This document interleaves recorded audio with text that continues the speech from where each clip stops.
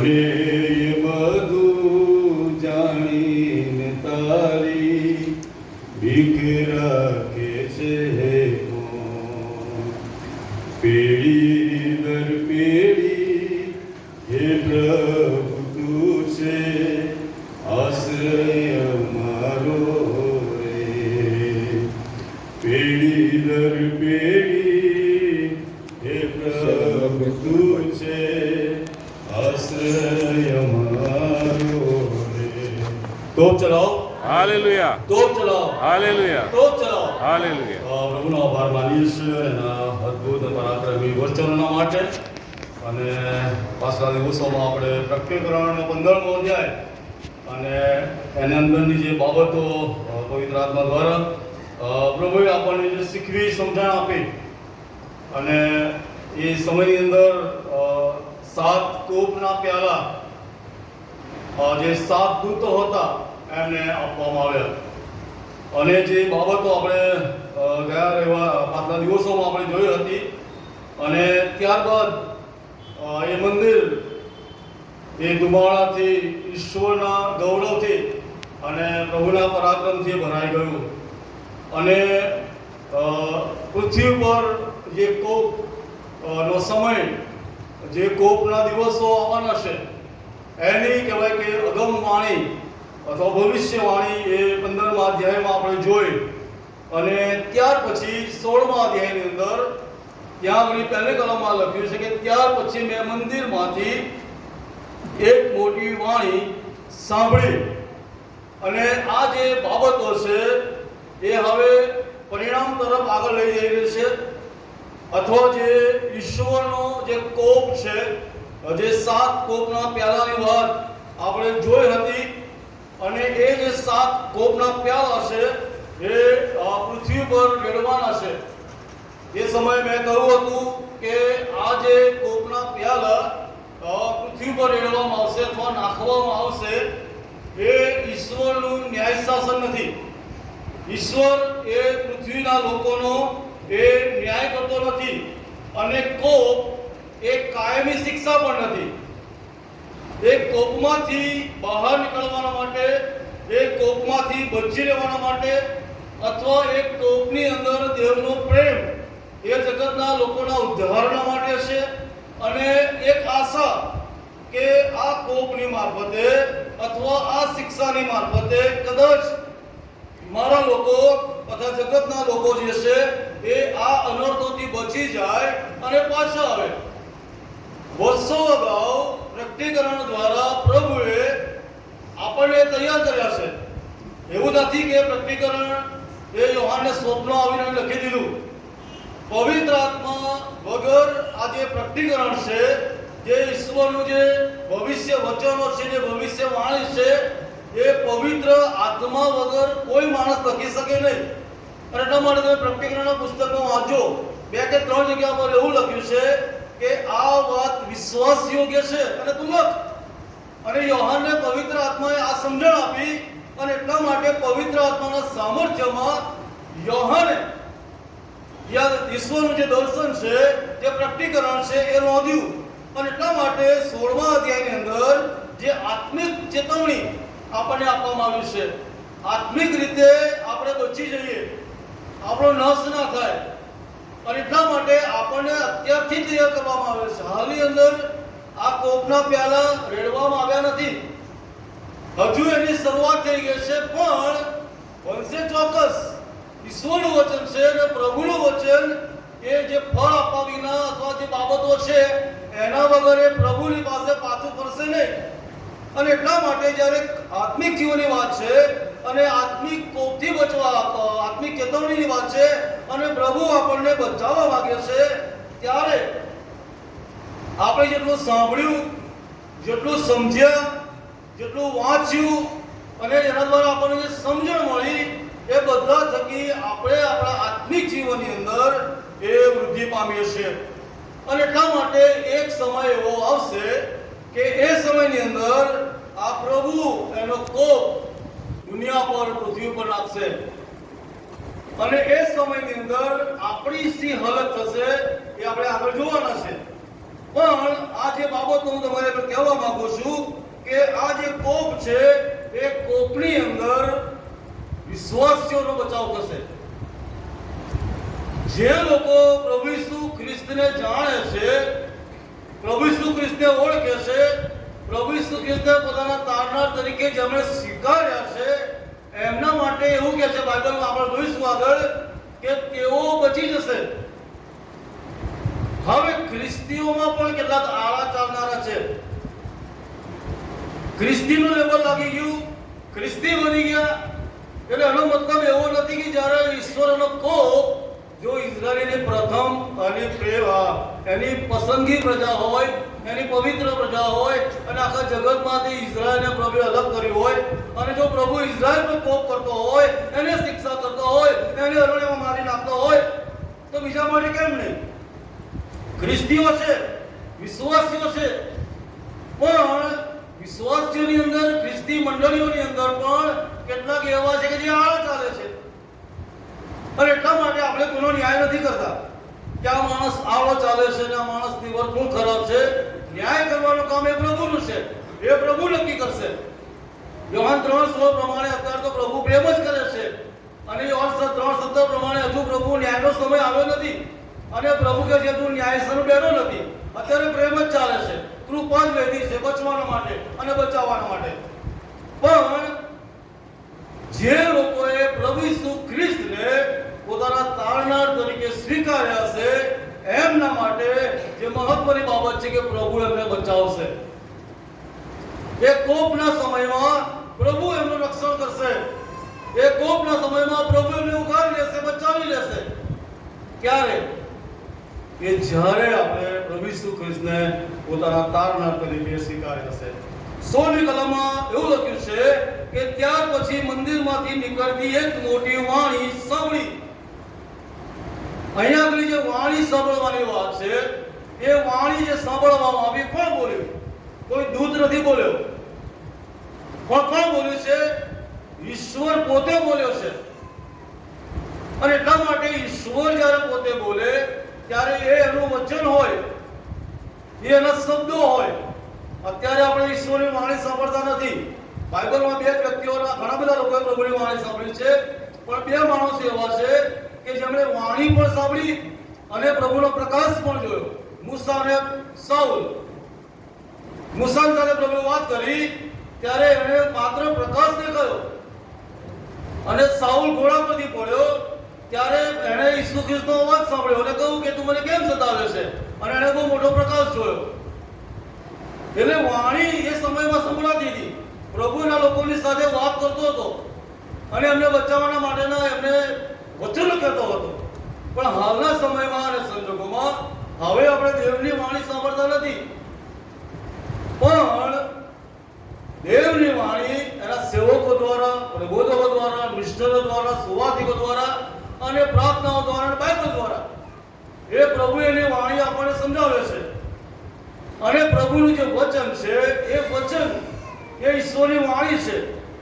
કારણ કે બાઇબલ એવું કહે છે કે વચન એ શબ્દ છે, અને શબ્દ સદે થઈને આપણામાં વસે છે, દેવ છે. અને એટલા માટે જે મહત્વની બાબત છે કે પ્રભુ બોલે છે, પ્રભુ વાત કરે છે અને પ્રભુ વાણી પોકારે છે, અને એ પ્રમાણે કહે છે 7 દૂતોને કે હવે તમે જાઓ અને જઈને આ જે સ્કોપના જે 7 પ્યાલા છે એ તમે પૃથ્વી ઉપર રેડો. અને ત્યાં શું લખવામાં આવ્યું છે? બીજી કલમમાં, ત્યારે પહેલા દૂતે જઈને પોતાનું પ્યાલું પૃથ્વી પર રેડી દીધું.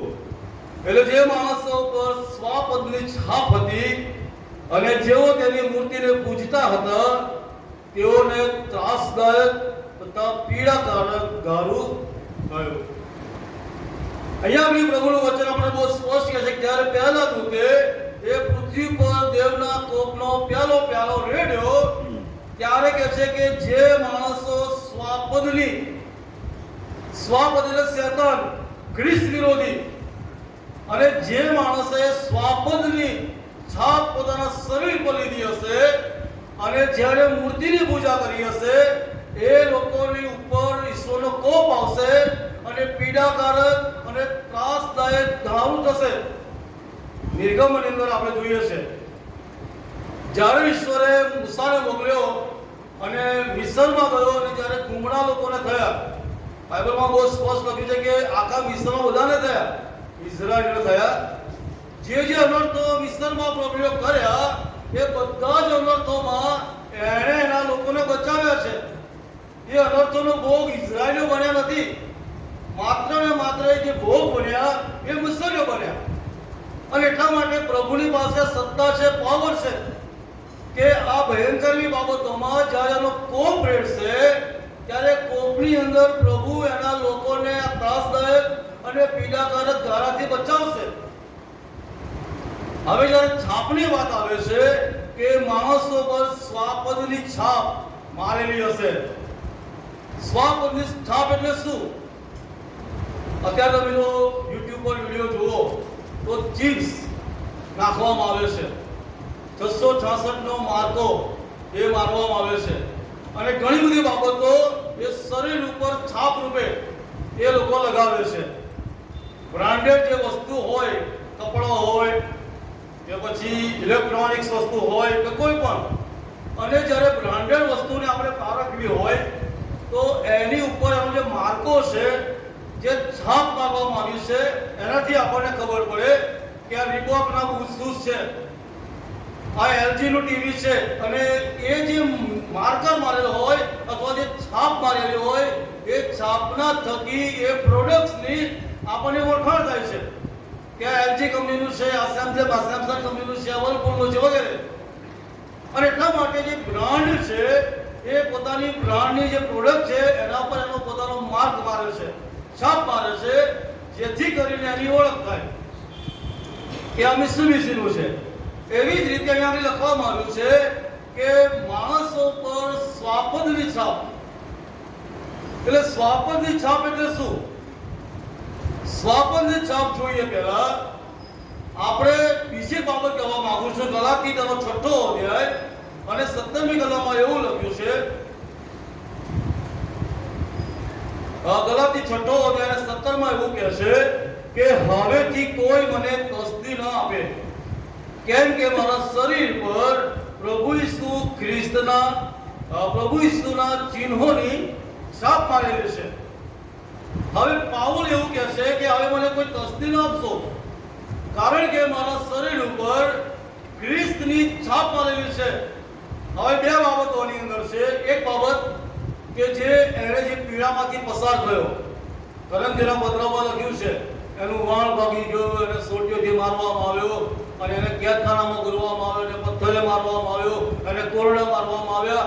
એટલે સામાન્ય વાતની વાત છે કે આટલી બધી તકલીફો ખ્રિસ્તના માટે એને વેઠી, એટલે ચોક્કસ એના શરીરો પર એ ઘા હશે, એ પથ્થરના ઘા હશે, ફટકાના ઘા હશે, અને આ બધી છાપો એના શરીર પર પડી હશે. પણ જ્યારે ગલાતીની વાત કરે છે પાઉલ, ત્યારે ગલાતીની મંડળીમાં જે પ્રશ્ન હતો કે એ પ્રશ્ન એ હતો કે જે સુન્નતની વાત, તમે ગલાતીનો પત્ર આખો વાંચો, અને ત્યાં આગળ જે યહૂદી લોકો ખ્રિસ્તી બનતા હતા, બિન યહૂદી લોકો ખ્રિસ્તી બનતા હતા, અને એ સમયે સુન્નતની વાત આવી, અને સુન્નત હોય એ યહૂદીઓ એને પકડી રાખતા હતા કે જો સુન્નત ના થઈ હોય તો એ યહૂદી નહીં અને ખ્રિસ્તી પણ નહીં.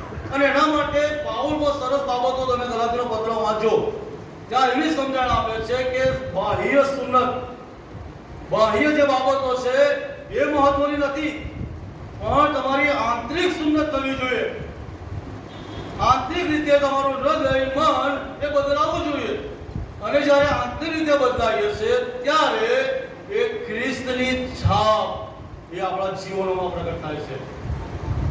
અને એટલા માટે ખ્રિસ્તની જે છાપની જ્યારે હું વાત કરું છું ત્યારે બાઇબલમાં ઘણી બધી બાબતો છે, અને પાઉલ એના શરીર પર જે વેદનાઓ એને વેઠી, જે દુઃખો એને સહન કર્યા, અને પ્રભુના માટે જે વેઠ્યું, એ બધી છાપ એના શરીર પર હતી. પણ જે મહત્વની બાબતો છે એ તો એ છે કે વધસ્તંભ, પ્રેમ, પ્રભુની શિસ્ત, પ્રભુના દુઃખો, અને પ્રભુએ આપણને જે શીખ્યું છે કે હું જેવો પવિત્ર છું તેવા તમે પણ. આ જે છાપ જે છે વિશ્વાસીઓ તરીકે, ખ્રિસ્તી વ્યક્તિ તરીકે એ આપણા જીવનમાં એ હોવી જોઈએ. જ્યારે મારા સાથીઓ એ છાપ જ્યારે આપણા જીવનમાં આવે છે ત્યારે એની અસર જીવનમાં દેખાય છે, એની અસર બીજાઓ પર પડે છે. વધસ્તંભની વાત જ્યારે કરીએ છીએ ત્યારે વધસ્તંભ પર પ્રભુ ઈસુ ખ્રિસ્તે તમામ પ્રકારનું અપમાન સહન કર્યું. આપણે કોઈનું અપમાન આપણું કોઈ કરે સહન કરતા નથી. ખ્રિસ્તે બધું સહન કર્યું, પણ આપણે સહન કરવા માટે બિલકુલ તૈયાર નથી. ખ્રિસ્તે બધી યાતનાઓ વેઠી. પાઉલને તમે જુઓ, કેટલી બધી વાર એના જીવનમાં સંકટો, મુશ્કેલીઓ, કેદખાનું, માર, અપમાન બધું જ હતું, પણ એને શું કહ્યું છે કે હું ખ્રિસ્ત સાથે વધસ્તંભે જડાયો છું. હવે તે હું નહીં, પણ મારામાં ખ્રિસ્ત જીવે છે. અને જ્યારે આપણામાં ખ્રિસ્ત જીવે છે અને જ્યારે આપણે સ્વને વધસ્તંભ પર મારી નાખીએ છીએ અને પ્રભુની સાથે વધસ્તંભે જડાઈએ છીએ ત્યારે ખ્રિસ્તની છાપ એ આપણા જીવનમાં, આપણા હૃદયો પર પ્રગટ થાય છે. અને જ્યારે ખ્રિસ્તની છાપની વાત કરીએ છીએ ત્યારે ઘણી બધી બાબતો છે કે પ્રેમ, અને બાઇબલમાં ઘણી બધી કલમો છે, પણ ગલાતી 6 અને 10 માં એવું લખ્યું છે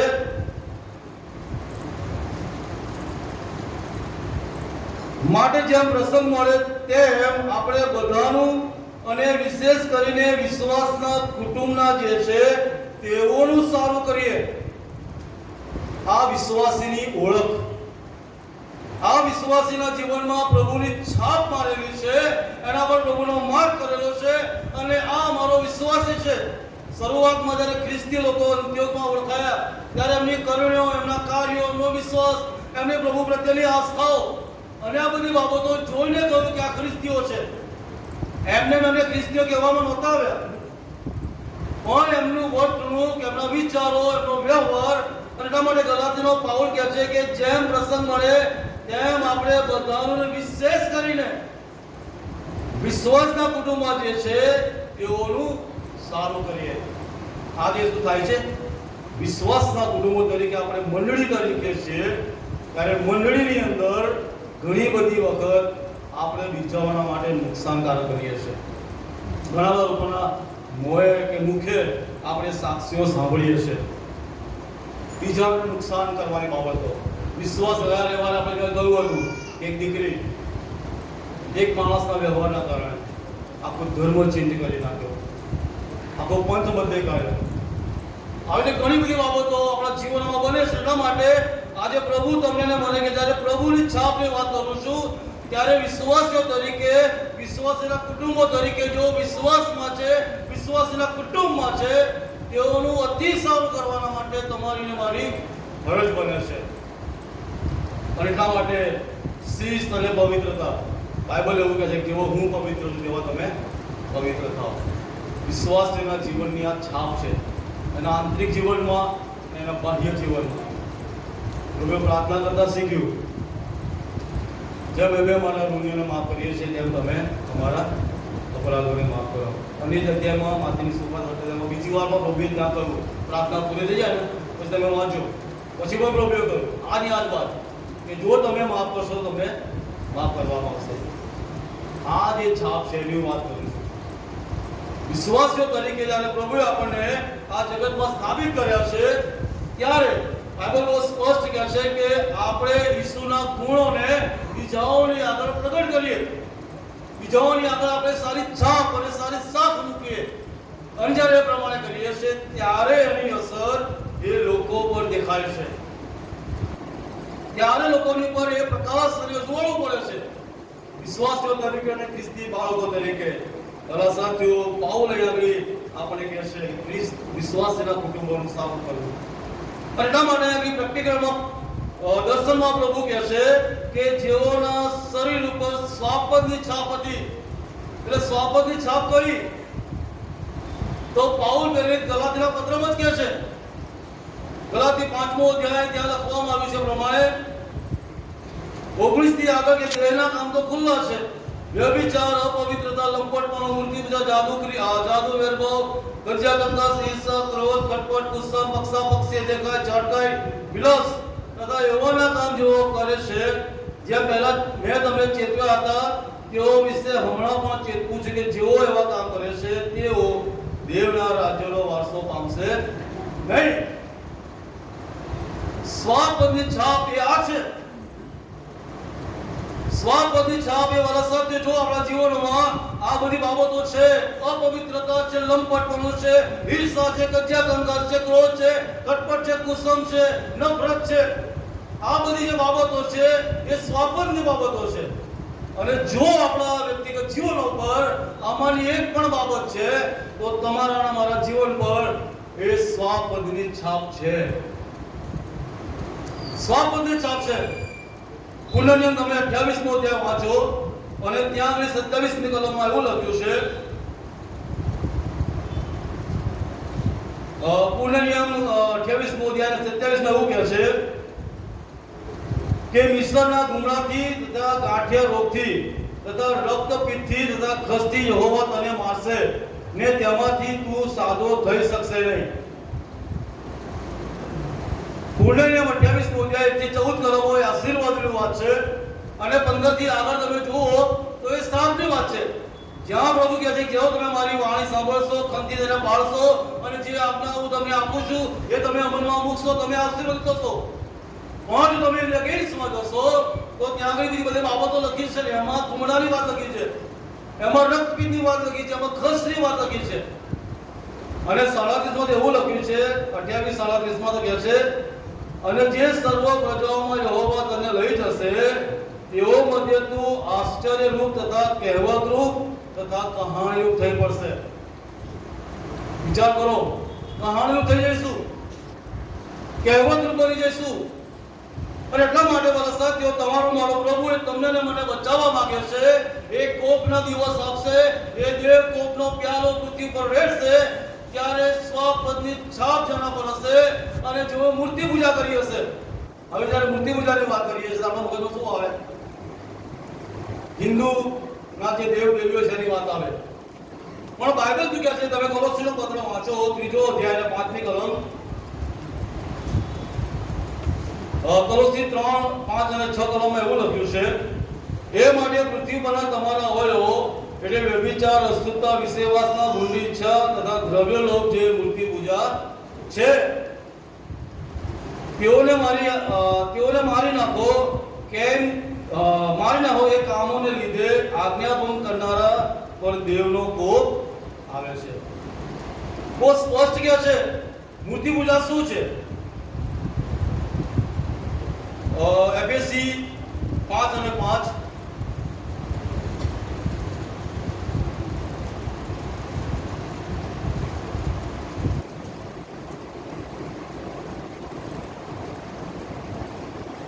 સોરી કહવામાં એ થયું, પણ ત્યાં આગળ એવું લખવામાં આવે છે કે વ્યભિચાર, દુરાચારી, દ્રવ્ય લોભો જે છે તેઓ એ મૂર્તિ પૂજકો છે. અને આવી ઘણી બધી કલમો છે કે જે લોકો આને પ્રાધાન્ય આપે છે, આને મહત્વ આપે છે, એ લોકોના માટે પ્રભુનું વચન એવું કહે છે કે તેઓ મૂર્તિ પૂજકો છે. માત્ર અન્ય દેવોની કે અન્ય ધર્મોની મૂર્તિને પગે લાગવું, એની ભક્તિ કરવી એ વાત નથી. પણ આ જે બાબતો પાઉલ આપણને કહે છે ચેતવણીના ભાગ સ્વરૂપે કે જેઓ આ બધી બાબતો દ્રવ્ય લોભ અને અપવિત્ર લંપટપણું અને જે લોકો મૂર્તિ પૂજા કરે છે એ લોકોના માટે પ્રભુ કહે છે કે તેઓ દેવના કોપથી બચશે નહીં. આજે સવારે પ્રભુનું વચન વાલા સાથીઓ એ આપણી પાસે આવ્યું છે. પ્રભુનું વચન પ્રકટીકરણ 16 અને બીજી કલમમાં કહે છે કે પ્રભુ એના દૂતને કહેશે કે જા અને પૃથ્વી પર એ પ્યાલો લઈ દે સ્વપદો પર અને મૂર્તિ પૂજા અને જેઓ ભજતા છે એની પર આ કોપ આવશે. હવે આપણે વ્યક્તિગત આપણા જીવનો વિશે વિચારીએ. માનો કે કદાચ આજે જ પ્રભુ એક કોપનું પ્યાલો રેડે તો હું ક્યાં હોઉં? શું એ કોપમાં હું બચી જાઉં? એ કોપનો ભાગીદાર ભોગ બનું? મારા સાથીઓ, નિર્ણય આપણા હાથમાં છે. એક દિવસ આ બધી ઘટનાઓ બનશે. પ્રભુ એ ન્યાય શાસન આવે પહેલા આ બધી બાબતો કરવાનો છે. અને એટલા માટે વિશ્વાસીઓ તરીકે, ખ્રિસ્તીઓ તરીકે આજે આપણા જીવનો સંબંધી આજે આપણે વિચાર કરીએ અને પ્રભુને આપણા જીવનો સોંપીએ. માથેની સુવાર્તામાં એ પ્રભુ આપણને કહે છે પસ્તાવો કરો કેમ કે દેવનું રાજ્ય પાસે આવ્યું છે. આપણે જે દિનાઓની ઘટનાઓ ત્યારે પૃથ્વી ઉપર જોઈ રહ્યા છે એ બધી બાબતો પ્રભુના વચનોની પરિપૂર્ણતા બતાવે છે. દેશ વચ્ચે આજે તમે જુઓ, રાજ્ય વચ્ચે આગળ જુઓ, મા બાપ અને બાળકો વચ્ચેના સંબંધોને તમે જુઓ, બહુ ભયંકર એવી પરિસ્થિતિ આજે સર્જાઈ રહી છે. તેનો મતલબ એવો થયો કે હવે ખ્રિસ્તનું આગમન બહુ નજીક છે. એ ન્યાય શાસન તરફ બધા સાથીઓ આપણે આગળ વધી રહ્યા છે. ત્યારે આજે સવારે પ્રભુનું વચન આપણને કહે છે કે જેઓના શરીર પર સ્વાપદની છાપ હતી અને જેઓ તેની મૂર્તિને પૂજતા હતા તેઓને ત્રાસદાયક અને પીડાદાયક ખરું થયું. એ કોમેન્ટરી વાંચતો હતો. આમાં એવું લખેલું કે આજે ઘૂમડું છે, ગાવીને ઘૂમડું એટલું ભયંકર હશે, એટલી ત્રાસદાયક અને પીડાદાયક તો છે જ, પણ સાથે ગંધાતું પણ હશે. એટલી ભયંકર સ્મેલ આવશે એ સહન તો નહીં જ કરી શકે. દુઃખના કારણે ઘૂમડું થશે, એના કારણે પણ એની સ્મેલ પણ એટલી ભયંકર હશે કે સહન નહીં કરી શકે. એટલે વિચાર કરો, ભયંકર એવી કોપની શિક્ષા જે લોકોના શરીર પર સ્વાપદની છાપ છે અને જેમને મૂર્તિ પૂજા કરી છે એના માટે કહે છે. પણ જ્યારે આપણે પ્રભુને આધીન રહીએ છીએ અને ખ્રિસ્તની છાપ, જેમ પાઉલ કહે છે પ્રમાણે કે મારા શરીર પર ઈસુ ખ્રિસ્તની નિશાનો છે, એના છાપ મારેલી છે. બંને રીતે, શારીરિક રીતે અને આત્મિક રીતે એણે પોતાની છાપોને લોકોની આગળ પ્રગટ કરી, ખુલ્લી કરી. અને ગલાતીનું પત્ર તો બહુ અદ્ભુત એવો પત્ર છે. શરીર અને આત્માની વાત ત્યાં પાઉલ બહુ સ્પષ્ટ રીતે ખુલાસા આપે છે. એટલા માટે આજે સવારે પ્રભુનું વચન બધા સાથીઓ એ આપણી વાત છે. છેલ્લી એક વાત કહીને બંધ કરીશ. એક અંગ્રેજ હતો અને રાજા હતો અને એનો એક સંતાન, એક દીકરો હતો. અને આ દીકરો રાજાનો દીકરો હતો અને એનું જીવન એ બહુ જ ખરાબ આ રીતે જીવતો હતો. અને કેટલાક એમના મંત્રીઓ રાજાને કહ્યું કે તમારો દીકરો બહુ જ ખરાબ જીવન જીવી રહ્યો છે. અને રાજાએ કશું જ ના કર્યું, પણ એક દિવસ એને બોલાવ્યો અને એટલું જ કહ્યું કે તું કોનો દીકરો છે એ તારે ખાલી ધ્યાનમાં રહેવાનું. તું રાજાનો દીકરો છે અને રાજાના દીકરાને છાજે શોભે એવા કામ અને આ જે બાબત શબ્દોની અસર એના દીકરા પર થઈ અને એનું આખું જીવન બદલાઈ ગયું. તમે ને હું તો રાજાના સંતાનો છે, પ્રભુના સંતાનો છે. ત્યારે આપણું જીવન એ પ્રભુ ઈસુ ખ્રિસ્તને કે જે રાજાઓનો રાજા અને જે પ્રભુનો પ્રભુ છે એને છાજે એવું છે. તો આજે સવારે જેવી બાબતોમાં હજુ આપણે પૂર્ણ માલુમ પડ્યા છે. તો આપણા જીવનો સંબંધી વિચાર કરીએ. હાલ જ માન્યતા છે, હાલ જ કારણ બની રહેશે.